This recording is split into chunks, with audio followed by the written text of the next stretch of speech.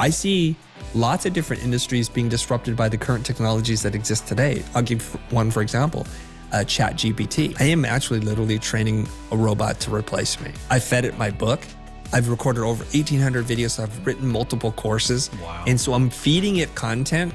But if I can train a robot to talk like me, to think like me, to give you most of what it is that I do, I can serve so many more people. And then that way I can just handle some of the bigger things. Like, here's what I'm thinking about today. My content team, the entire company, we're only 12 people, that if we all embrace AI and use it, we can act like a team of 100, and I'm not exaggerating here. AI will not replace you. The person who uses AI will replace you. Because AI is not trying to take your job at all. It's just a tool. My guest today is Chris Do, an Emmy Award winner, a CEO, a founder, and really the brains and the heart behind The Future, a wildly successful YouTube channel, and just an all-around amazing dude. I cannot wait for you to dive into this conversation. Well, Chris, what I love about what you're doing is you're leveling the playing field, but yet there's so much work to do. The Bureau of Labor Statistics has some data that came out recently. It said 70% of Americans desire to be self-employed, but only 6% are. And I love numbers and data, and it's part of my everyday, rhythm to make sure I have my finger on the pulse of what's going on. And that number surprised me. Does that disparity, 70% want to be self-employed, only 6% are. Does that disparity shock you? How do you take that when you first hear that? That's a new statistic I've not heard.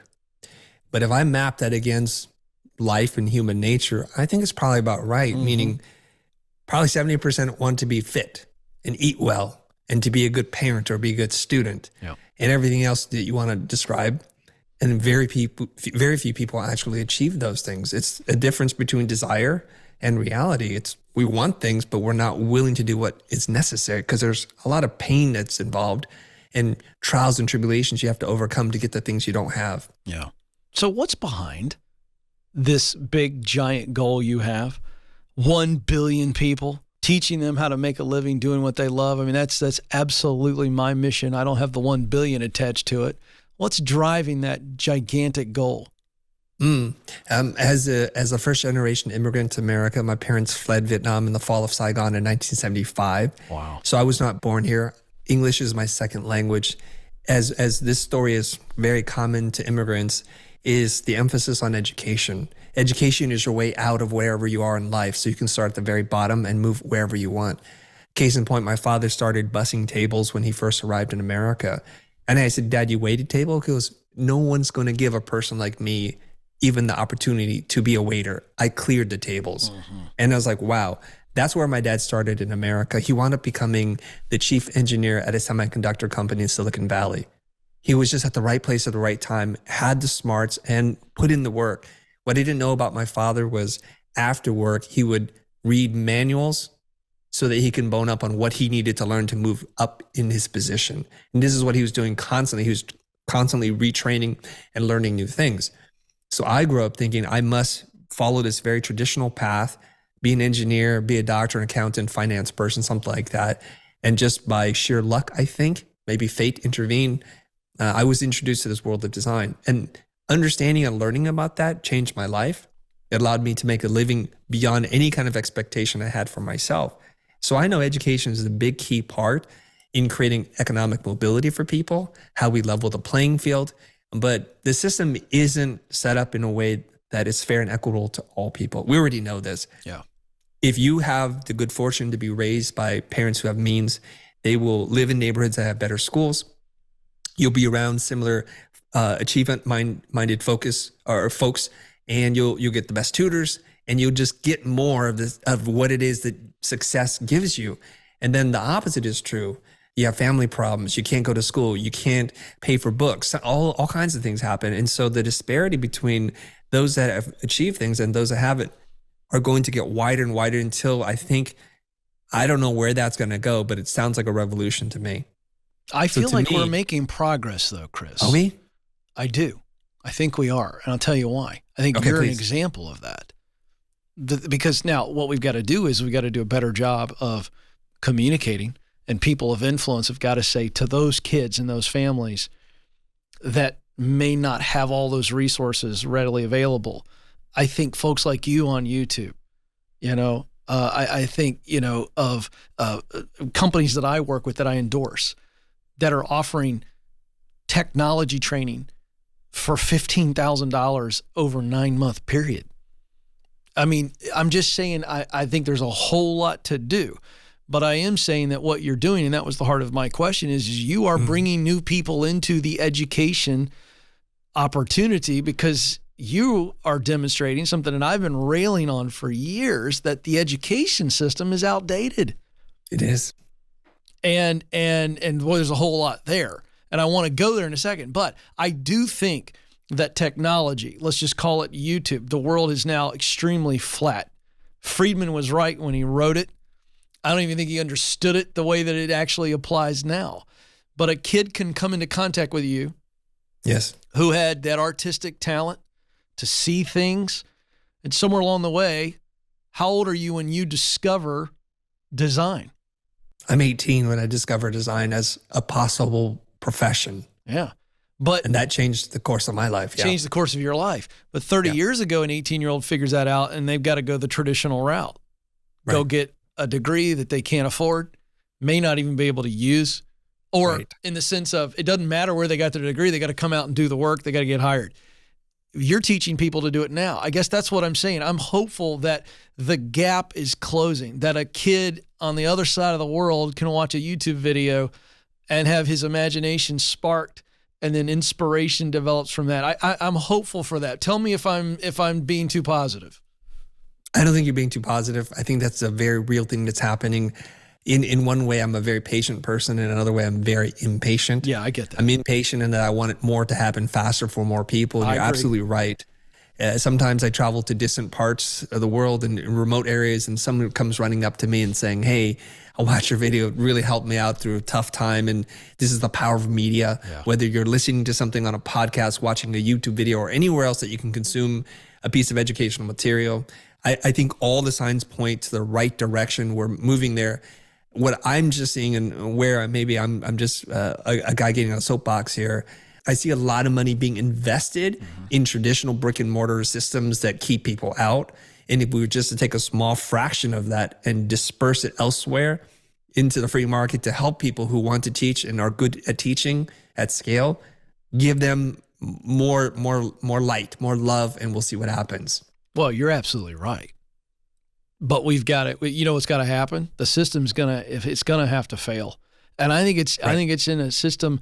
It's in a situation right now where, with the skyrocketing student loan debt in this country, and the endowments of these Ivy League schools, Malcolm Gladwell's done a great job of shining light on this. At some point, it's not sustainable. They're going to have fat endowments, but nobody's showing up. And I just think that we are in a real season now of a storm that's colliding. Kids are starting to realize, I don't need the degree to be successful. I think we're seeing the trades begin to get a new branding around them. And I think that the student loan crisis, it covers everybody, liberal, conservative, Republican, Democrat, it don't matter. Everybody's kind of like, this is out of control. And I think the message has got to be, and something I think you and I are aligned on, is that the degree and the diploma is no longer a status symbol. I mean, it's not going to get you anything. You're going to have to get out and compete. You got kids that are wanting to come out of high school, Gen Z, the most hopeful generation we've ever seen as it relates to entrepreneurship.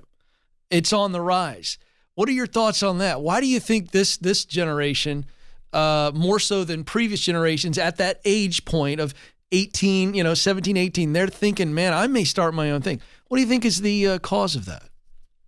I think there's a lot of factors leading to this, and I think they're born into a time and place where more opportunities exist than ever before. And really, all you need today to be successful is an internet connection.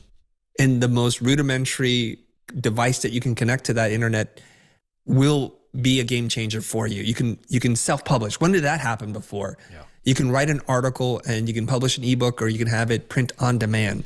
So you don't need publishers or curators to say like your art is worthy of being paid attention to. We can create our own PR. We can create our own media. We can build our own audience and fan following. And we've heard people describe this as the information economy. This is the economy we live in. And a subset of that is the creator economy.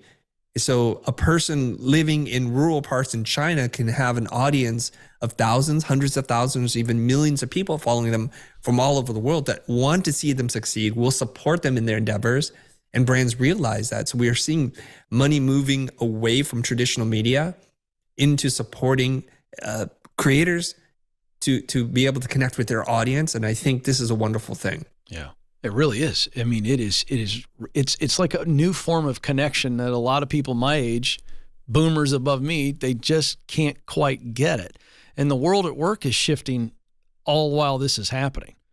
That's what's crazy, coming out of the pandemic. I want to go back to something you said a moment ago and dive a little deeper.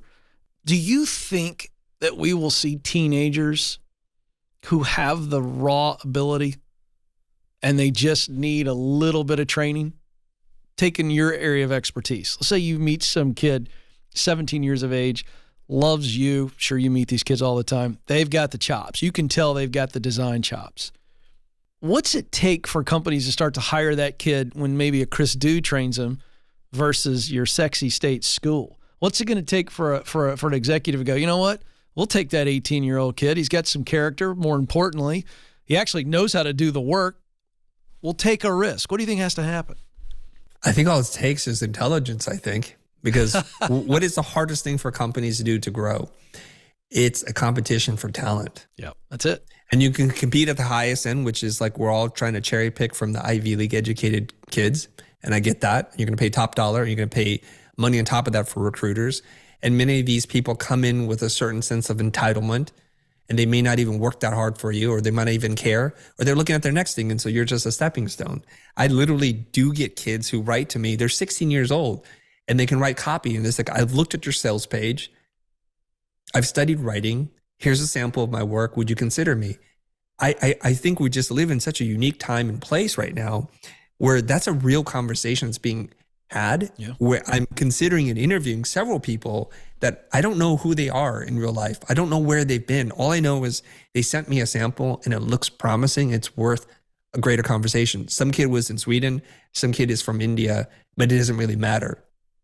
And I think that's the game changer. So I want to go where the talent is, not where it's been. What's your view? I kind of touched on this. I think our education system in America is broken. I think we're creating test takers, not pathfinders. That's what I think. What's wrong with the American education system in your words? I think what's happening is we have an education system that's built on a legacy of ideas that served us really well for a period of time. Mm-hmm. And if you just look in the technological advances, the game-changing, the paradigm-shifting things that have happened with smartphones, the internet, there's no way that these schools were designed to compete in this kind of space. And they reward convergent thinking, like get really good at something. You already mentioned memorization, test taking, following the rules. And I'm forgetting his name right now. He wrote the book Range. The person who wrote the book Range, I heard him speak on a YouTube video. He says, here's the thing. School systems are designed to create convergent thinkers. People think there's one solution for everything. And they excel because in schools, it's a kind system. It's a kind environment, meaning we know what the rules are. We know what winning looks like, and we know how to get there. The path towards victory is very, very clear. But when people graduate from school and they go into the real world, we're now entering into a wicked system or a wicked environment where the rules are not clear. There's multiple ways to get there. The path isn't clear. Nothing is clear. And so now these people are going to struggle. I just got back from speaking at a conference for mortgage brokers, loan officers, and people in real estate. Oh my. I would consider pretty left brain, logical people. What shocked me about them was their thirst, their hunger for creative output. And so I was kind of just blown away by their energy and their enthusiasm. They wanted to work on public speaking, personal branding, design, marketing, creativity, all those things. And I was thinking, this is the problem with our system right now. The models for success tend to follow the old system. The new models for success are people like Logan Paul, who I read something recently, who's going to be estimated net worth of $200 million by being a person who's captured the attention of young people and have been able to leverage it and then now monetize it. That is the future. Yep. I spoke to this young man. He's from Japan at an education conference. He teaches English to Japanese people on YouTube. So it's a very specific group. We were just talking about things. And he said, I have my own publishing company. I write books. I'm like, great. How much do you do in sales? $1.5 million in book sales just from his own books. Wow. But he smiles even bigger because he enrolls people and he makes $10 million a year teaching English. So there is still a lot of room here for people who can teach, who understand how to use modern platforms like YouTube and social media to teach and enroll people, for them to make more money in a year than an English teacher would make in their entire lifetime. That's right. The models are changing. Yeah. Well, I've got a friend who calls it the riches in the niches. Mm-hmm. And this young man you're talking about has figured it out. I think of Kevin Kelly, who's, the former editor-in-chief. He may still be editor-in-chief of Wired Magazine. He's brilliant. I've had the opportunity to interview Kevin a couple times. He's the one that came up with the idea that Seth Godin popularized, which was, we were talking about this in a meeting the other day with my team. I was explaining it. I said, 1,000 true fans, Kevin Kelly says. Yes. True fans. Yes. Is all you need. And I think you just illustrated it there. If you can serve them well, those people become your ambassadors. And it really is, Chris, I feel like we in the our Western, certainly American psyche, it's all about, specialization. It's all about, then it was like, well, be a generalist and be well balanced, all this stuff. And I think all this is coming down to is if you find your unique voice, as the way I say it on the Ken Coleman Show, is find the problem that you want to solve, because there's people attached to that problem. Could be a desire, problem or desire. There's people on the other side of the problem or the desire. Then what's the solution to that problem or desire that most fires you up? Then you got to ask, do I have the talent that I can skill up and I can deliver? And it's, pretty simple stuff. But I think we've gotten away from understanding that every big company, every big brand, Chris, starts out as somebody just figured out, I'm pretty good at designing ties. That's Ralph Lauren's story. And he's selling ties to Nordstrom. And then he becomes one of the most influential designers. It all starts down to, can I serve one? Can I serve a few? And I think you just laid it out beautifully. That's what YouTube and podcasting has done. It's changed the game. So the question becomes, what does the future of education look like outside of your traditional medical school, law school? I mean, you can teach somebody design, digital marketing, social media. Anybody could teach that. So is that where it's going to go? It's going to be very, very diversified? I think it's going to be diversified, and there's going to be more niching, hyper-specific audiences that want to learn a very specialized skill. Yeah. And that is going to probably be the first things that are taught. As those things begin to grow, I'm sure somebody who's very bright will say, well, we can now gather 1,000 of the best teachers from all different places in the world, and we'll build a virtual university around them. We'll develop a curriculum so there's a clearer path, and these are all vetted by us.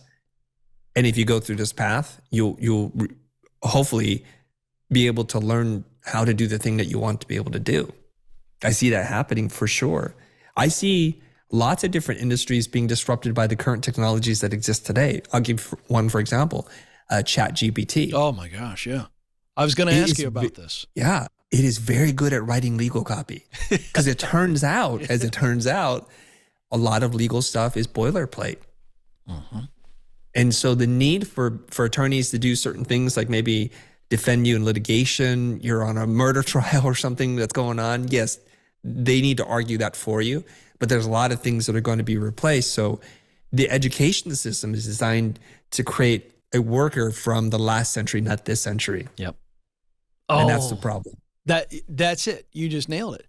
I mean, okay, this is just for fun opinion, but I think it's right on line with what we're talking about. Should copywriters be nervous with the onset of ChatGPT? If I am a professional copywriter? I think I'm going to reference the inverse or inverted bell curve here. That if you are the person who write the slogan and just do it, you're going to be just fine. So the people at the very top in the advertising copywriting space, they don't need to worry. And the people who are writing like grandma's email for her user group, they're going to be fine too. It's the people in the middle that are usually going to get slaughtered here. But it's not all dark because, and I believe this, there's a sentiment going around the internet that says AI will not replace you. The person who uses AI will replace you. Yes. Because AI is not trying to take your job at all. It's just a tool. And so what we see a lot, and it's a very controversial topic that people push back and they bring up issues about copyright infringement and where does it get its data set from? And we did not consent to this and you're just stealing other people's work. So while they sit there and debate the merits of it, there will be other people in the same class as them who are using it, who are figuring out new and innovative ways to use AI to empower them and assist them. My content team, the entire company, we're only 12 people. There's some independent contractors that are not counted in this, but I told them at a staff meeting last week that if we all embrace AI and use it, we can act like a team of 100, and I'm not exaggerating here. Yeah. So now I can compete with much bigger companies. And so this is a wake-up call for many of you. If you've not explored it, if you've not tried it because you have old ideas as to what it can and cannot do, I highly encourage you because you might be one of those people in the middle. Yeah, I agree. And to support what you're saying, I messed around on it the other day. I can't sign up. I'm on the waiting list because I'm so late to the game. And but a friend of mine had it up. So I just typed in for fun, what is the meaning of work? I talk about this all the time. I have very clear thoughts. I just wanted to see what it pull up. It was unbelievable, Chris, how much valid, legitimate stuff that I did not take issue with, agreed with it, and how quickly it aggregated from all the things that have been written out there. And the way I took it in that moment, I was blown away. And then I just said, this gave me, in 5 to 7 seconds, what would have taken me 50 minutes to read all of the articles that this probably pulled from. So I look at it as something that's positive. I don't look at it as plagiarism. There's nothing new under the sun. I'm a professional content provider. I've never come up with one original idea in my mind. And so all that to say, Chris, it's like, I'm going to go read those articles anyway to see people that I respect, that I look up to, that have studied it longer, have greater influence. What are they saying? Does it square with what I believe? I actually think it's a great tool to learn faster and learn better. And I love your approach to that. I'm really curious what school systems are going to do with it, though. You know? They're probably scratching their head. They don't even know what's up, right? They haven't responded to the last revolution, which is the internet revolution. And now they're like, AI, machine learning, what? So there's cycles behind. Oh, but there's something I wanted to point out. AI will not replace critical thinking. No. It will not replace philosophy, the humanities, rhetoric, logic, and history. No. You need to know those things. Now, I know history is a boring subject for most people, but now history becomes a very important thing because if you're trying to write and you say, I want to write it in the style of some obscure writer, poet who lived 200 years ago, you're going to be able to get the AI to do things that other people aren't looking. So if you have robots writing all the content, it's going to sound all the same. So in your play there, your quest to figure out what the meaning of work is, you could have asked it, write the answer in the style of Jim Rohn. That's right. Or write it in the style of Socrates. Yep, that's exactly right. And you get a totally different thing, right? Well, and it leads me to this. I love what you're saying, Chris. You listed things that AI won't replace. AI will never replace the human touch, or in other words, the human perspective. So let's bring it back to you and your team. You're highly sought after. You got clients coming in. They want what Chris brings and Chris's assembled talent. Now, you can use AI, but at the end of the day, whatever is brought to you, and I'm over my head here because I'm not an aesthetic designer, but I mean, at the end of the day, whatever the content is brought to you, you're going to have your human perspective, discernment, opinion. Yes? Yes, but we can't rest on that. No. We can't rest on that. So here's a couple of things I want to make your audience aware of, which is one, I am actually literally training a robot to replace me. I fed it my book. I've recorded over 1,800 videos. I've written multiple courses. Wow. And so I'm feeding it content, and it's an open version of ChatGPT, which doesn't have the same limitations. And to tie it back to this mission of teaching 1 billion people how to make a living doing what they love, obviously I can't do that. I'm one person, it doesn't scale. But if I can train a robot to talk like me, to think like me, to give you most of what it is that I do, like say 95% close enough, Okay. I can serve so many more people. And then that way I can just handle some of the bigger things. Like, here's what I'm thinking about today. Right. What's wild about this is you can train the robot to think and act like you, to write scripts like you, to read it in your voice, and soon with a face that looks just like yours. And so it frees us up, not in the production of things, but the bigger question of life is, what does my life mean? What kind of impact do I want to make in the world? No question. And so it's going to free us up to these bigger things, and the people who are the deep thinkers will be at the top. Yeah, and I love that. And I agree, but it's going to allow you to scale, but it will never replace, that's past Chris. And stuff that you believe fundamentally that won't change. But every day, Chris, and I'm glad you said that. So I want the audience to catch that, because I admire you for saying that. I mean, you're still going to be out there thinking, feeling new things and new visions and ideas. So I think that's the beautiful combo. All right, you just said something, your tagline, it's right in line with what I do and everything that I write. Doing what you love, work you love. I have been troubled, Chris, by well-known people. If I said their name, you may know them personally, and I admire them. But they'll go on social media and they'll say things like this idea of passion, and they poo-poo passion. Now, I would be the first to say chasing passion alone is silly. You got to have the talent, right? But this idea of doing what we love, I still find that to be a really big uphill battle, because I just think so many people for generations have looked at work as a utilitarian function. In other words, I work to live. I just want you to talk about, why do you focus on this message of helping people do work they love? Why does that matter to you? Why should it matter to everybody? I think you've teed me up perfectly for something I want to share with your audience, which is whether you're a religious person, you believe in stardust, cosmic, universal energy, vibrations and frequencies, it doesn't really matter.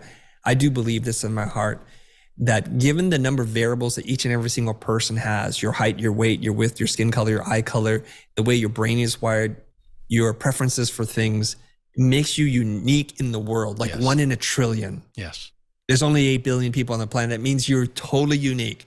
Whether you have 2 functioning eyes, you're deaf in one ear, it doesn't really matter. You're totally unique. And our purpose in life is to find our gift. Yeah.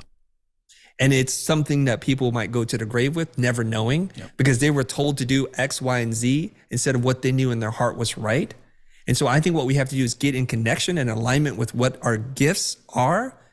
And like gifts in the real world, they're meant to be given. Yep. So the first step is to find your gift, the unique combination that makes you one of one, not one of many, so that you're not easily replaced.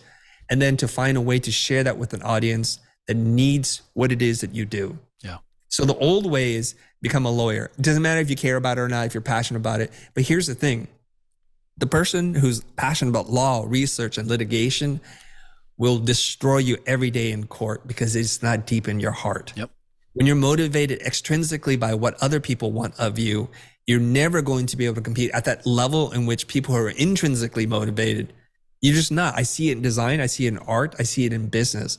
They're the ones who, okay, let's just take, for example, a lot of people are hot on NFT, right? And cryptocurrency. And as soon as that market bottomed out, all of them left. There's still a few people who are really believing in this in the long term, and they're the ones who are going to win.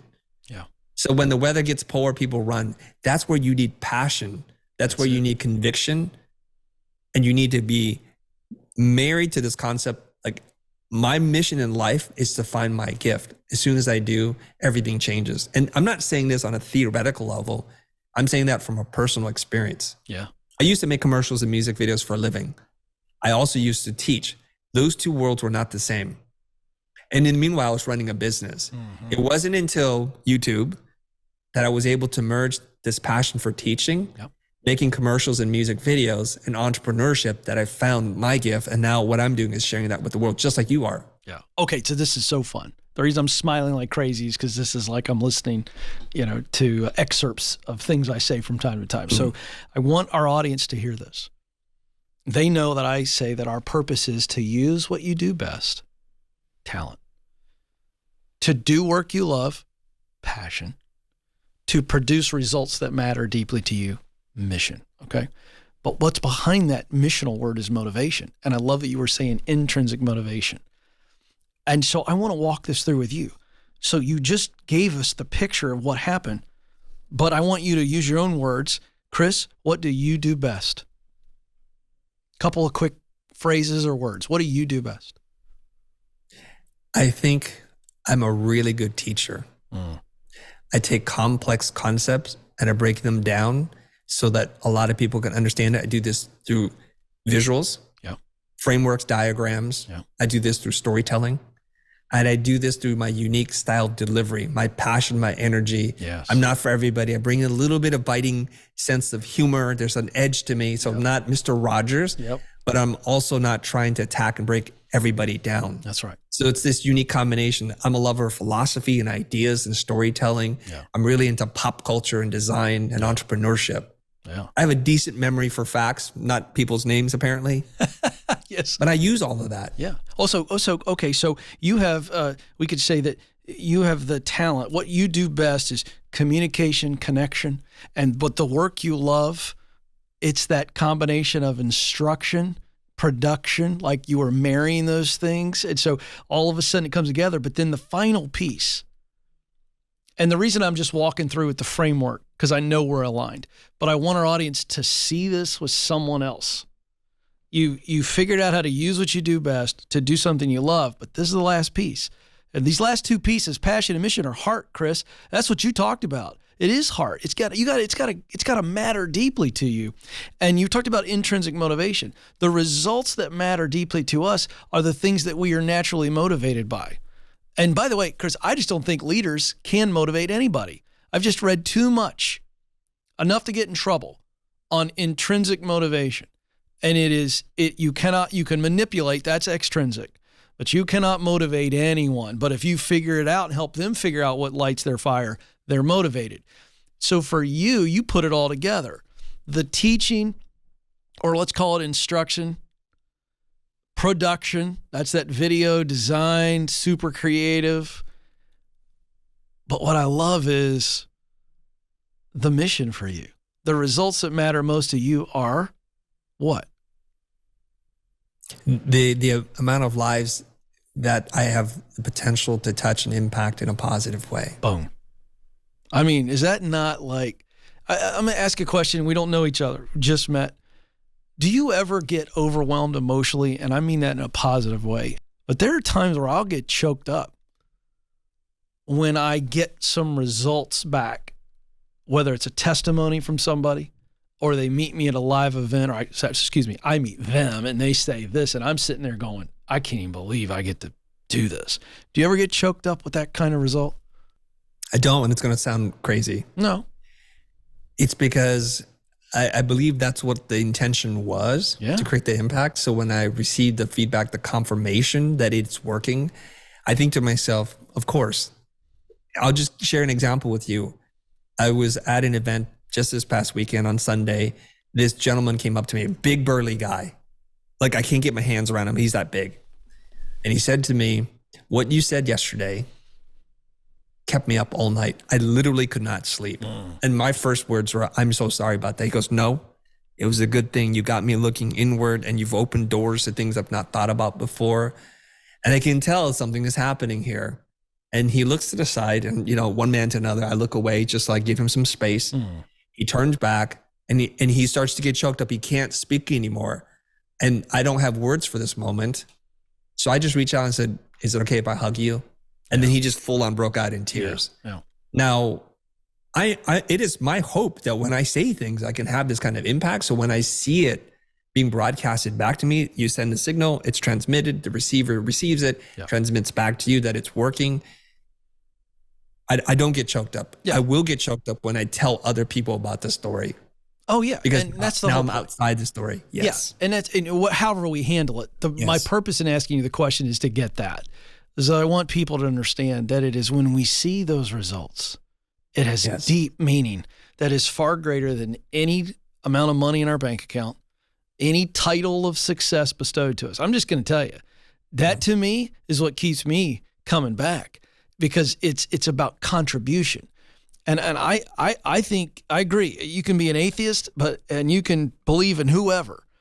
But I just think, Chris, in our souls, we know deep down, without the details many times, that we are longing to make a difference in the world.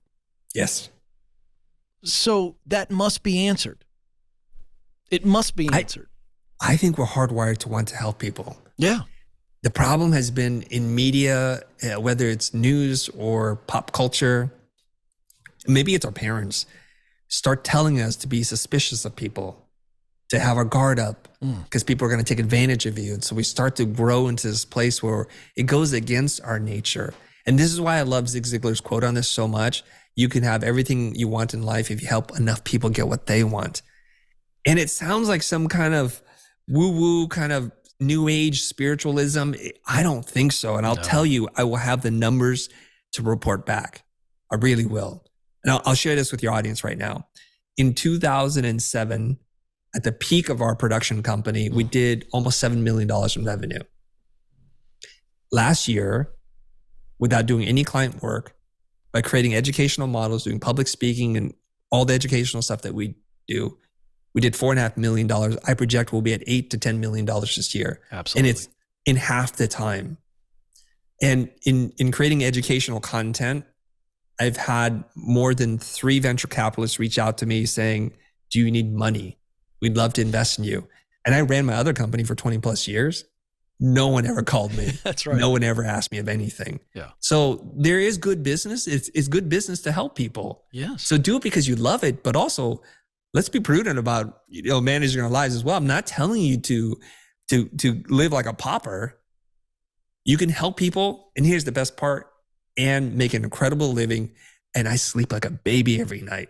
Yeah, absolutely. Because I know I've given it my best, and I'm trying to make that impact in every way that I can. Yeah. What do you say to the parent? They grew up as high schoolers with posters above their guidance counselor's walls. My friend Mike Rowe showed me the picture of the poster that he saw, where it literally said, work smart, not hard. And it was a split view. And on one side, work smart was the beaming college grad. On the other side, it was the despondent loser guy in overalls with a wrench that could kill a Clydesdale horse, and he's just frowning. This is the message that has been absolutely pounded into the psyche of Americans, but they're absolutely terrified for their kid. What would you say to that parent? What's their process? What should they be doing, knowing what you know and where the future is going? What would you say? I said, if you truly love your kid, you need to learn to love them differently. I think what happens is parents try to correct for the sins of their past and their children. I didn't go to this university. I didn't do this. I didn't marry well, so now you need to do this. And so they're living vicariously through their children. And I would say this, you had your shot. Give them their chance. Love them by letting them figure out who they are, to explore all of them and not the part that you want them to see. The job of the parent isn't to guide their children into careers that they don't even know exist or understand. The job of the parent is to reverse engineer what your kids really love and allow them to explore. So I have some rules on this. I have a 19-year-old and I have a soon to be 17-year-old. And I'm living this life right now, which is, and I've told them this many, many times. I love you. I care about you, but I don't care what you do. I don't care if you're rich, successful, or poor. These are all decisions you get to make. And you get to live with those decisions free of input from me. I have healthy guardrails on the side. Don't hurt yourself. Don't hurt others. Don't steal. Don't lie. Other than that, do as you will. And if you get in trouble, if you try things that don't work, come back. I'll give you a hug. I'm not going to punish you for it. If you want to play this instrument and you change your mind, no problem. Because I want to encourage you to explore the world. And there's so much out there. I mean, just rewind the tape. I'll ask you this question, Ken. Sure. When did you first hear the words AI and machine learning in relation to the way that we're talking about it right now? How long ago did you first come upon like hearing about this concept and got your eyebrow raised? I'm going to ballpark it because I'm almost 49 and I have 3 teenagers. And so my working memory keeps getting worse and worse each day. But I'm going to say 5 to 7 years ago when I first started paying attention to this is a trend and this is here to stay and it's going to rock everybody's world. I'd say somewhere in that range. Okay, then you are far advanced of everyone else I've spoken to, because I live in this space. I'm a little bit older than you. My older brother, who's a software engineer, went to Stanford University, told me this kind of like the first year we could get together in the pandemic. He said this to me. He said, kiddo, you need to think about how AI and machine learning are going to impact your business, because every company that utilizes this will have a competitive advantage that will widen the gap so far that their competitors won't even be able to be close to them. He said, Netflix uses machine learning to figure out what movies people want to watch. And then they make those movies and they outperform and have a lot of data. Amazon figures out what people want to buy and recommends it to them so that they can sell more product. And this is not that many years ago. And I'm like, oh, what do you mean? Like an algorithm? He goes, AI machine learning is not an algorithm. An algorithm is a set of rules. Yeah. AI works totally differently. You give it data sets and it starts to make its own conclusions with some guidance from you. So most people, if you were the average person, might have heard of ChatGPT, Midjourney, OpenAI, maybe 3, 4, 5, 6 months ago. So how could we design a career, let alone an education system that could have anticipated the kinds of changes that are happening as quickly as they are? And the answer is you can't. No. That is a big ship and it turns very, very slowly. They're still debating the ethics of it right now while whole careers are being invented. Industries are emerging that no one could have planned for. And we've talked about this. It's like an AI creative director. I call it like a prompt jockey, like people who are very good at creating inputs for the machine to give what other people can't figure out how to do. I see incredible art being produced and I'm using the tools. I'm like, I can't figure that out. I'll hire you to figure it out. Well, you know, it's interesting you just said, and I may have misunderstood the question, but I mean, I was reading Kevin Kelly. Yeah. So I may not, what I'm hearing about artificial intelligence may not be the same thing, because I don't think I'm ahead of you on anything. But regardless, your point is taken. But you said something that I want to focus on, that artificial intelligence is not an algorithm. It is, and you described, but you said with guidance from you was what I locked in on. And I think that's what I think we have to embrace. And I want you to teach a little bit more of this. It's not the scary thing. If in fact we understand what it is guided by us. What did you mean? And what does that look like in real everyday work, maybe in the next 6 months? What does that mean, guided by us? It is the dream of most designers graduating from art school to be an art director or a creative director. Right. And it's a fancy title. It sounds really cool because it has the word director in it. But very few people actually understand what that means. It means you understand the creative process so well that you not only can do it yourself, but you can direct a team of creatives to produce something that they didn't know they could create. That's next level, right? Because you could do the work yourself, but you're not an art director if you do that. But if you can talk to people and give them direction and feedbacks, and you could articulate in words abstract concepts, and for them to achieve that with direction from you.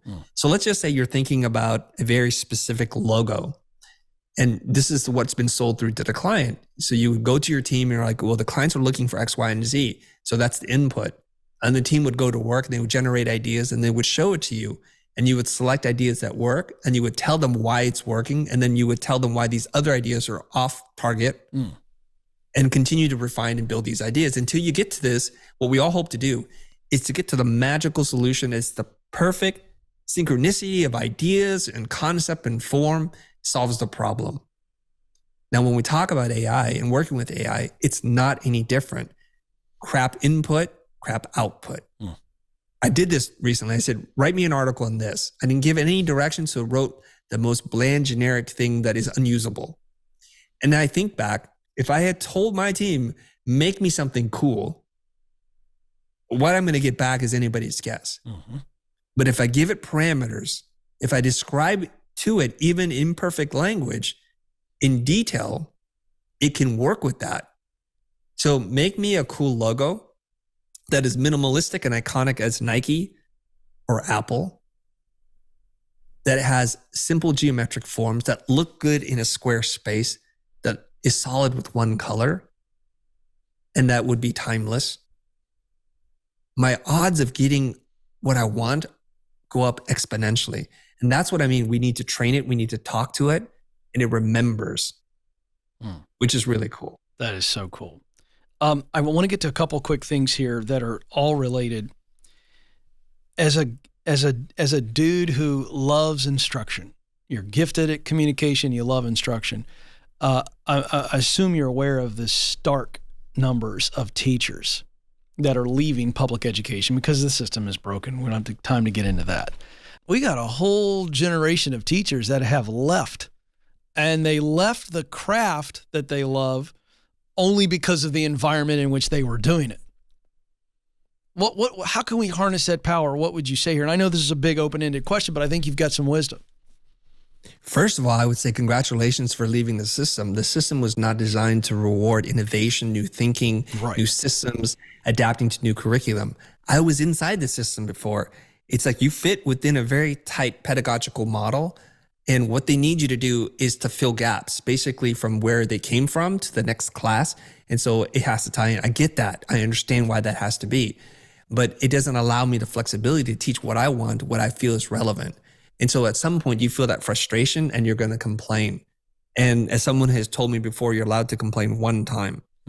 If you complain twice, you're the problem. It means you need to find a solution. So a complaint reinterpreted is your calling. So I say congratulations to all those teachers who have left the system. You've broken free. You've taken, I don't know if it's a blue pill or the red pill, but you've woken up from the matrix, right? That's right. I always can get that confused. So now that you're in the real world and you're seeing things for the way they are, there's an unlimited number of opportunities for you to capture your knowledge, to teach in the way that you do in your unique voice without worrying about how this fits into much bigger systems, and free to get that content out there. You can create passive income for yourself just at a fraction of the cost. Yeah. And I think that's where we live, right? So when I'm done with my work, I will have created an entire curriculum for someone who wants to be a designer. And what they'll pay for all of the things that we do, including support, networking, all the courses, will be less than one semester at a private art school. Yeah. When I'm done, I'm nowhere near there, but that's where I'll be. So the opportunities are there for you. YouTube gathered 100 of their most influential, impactful educators. And these are people from STEM, science, technology, engineering, and math. And they're all doing really well. I met another gentleman. He taught people how to take a test. He also has a $10 million business. I'm like, for teaching a test? Well, he's been able to score 100 perfect test scores. So they're like, well, you obviously have a skill and a talent for it. He goes, and I teach people how to do this. And then a business emerges. And so here's the wild thing about him. He's used the success from teaching people how to do this to buy traditional brick and mortar schools to convert them to teach the way he wants to teach. So you don't have to work for the system anymore. You can be the system. Yes. Create the system, you know? Absolutely. I love that. What is the result of a life that is lived, as you and I would probably say, not on purpose, just kind of existing, good job, good 401k, whatever, but never stepping into that sweet spot where you use what you do best to do what you love to produce results that matter? You just have never had that. You never experienced it, or if you did, you didn't follow through with it, and you just get to the end of your road. I really want to challenge people to consider what you think is the alternative there. What is the result of not living that way? Oh boy. It's sad, but you're probably part of the 94%. You threw out a stat earlier about how 70% of people polled wanted to be self-employed, but only 6% of them are. So then I asked you, like, what happened to the 94% of the population, or whatever that might be at that point? It's probably even a bigger number, because that was only other people who identified as wanting to be self-employed. Right. It's like one of those things where you don't want to go to your grave regretting the things you didn't do. Yeah. And I think there are clear symptoms that you're not on the path when you look forward to the weekend and you need to take a vacation from your vocation, and you feel drained instead of energized. When Monday rolls around, you're just dreading things. And when you pull into the lot of wherever you are and you sit in the car and you take a deep sigh to pump yourself up, to do a job that you don't love, for things that don't matter, that is the result of that. Yeah. And I think in a previous generation, like my parents, that was the way that was the reality you accepted. You did what was right, not what was right for you. But so much has changed in the 30 or 40 years since then, especially for my kid. And I'll say this, when he was 15 years old, he created some art for NFT projects. He made $30,000 by doing that in a couple of weeks. He basically earned more as this creator living in the creator economy in one short project than I had made probably in the first 3 or 4 years of working, doing unskilled labor. And I knew that that wasn't right for me, because as I was sitting there doing a job that someone else was better suited for than me, I knew that that cannot be the measure of my life, and that it was meant for more. So that means I had to go to work. I had to figure out skills, which I didn't have at that time. I love that. Well, I want to give you a chance just real quick to tell our audience, I'm going to plug this as well, but I want you to talk about the future, how people can get connected to it, what you're offering, anything you want to share there. Give us 30 seconds of juice on that. You can find me everywhere on social media at the Chris Do, and Do is spelled D-O. The future is spelled F-U-T-U-R. There's no E at the end. I hope that if you're excited about this, you'll check out our podcast and our YouTubes, and eventually I'll get to meet you one day in person. Yeah, that's awesome. I love it. I love it. I love it. Big thanks to Chris Do. Love that guy, and I hope you did as well. If you're watching on YouTube, would love for you to like and subscribe. If you're listening via podcast, give us a follow and a 5-star review.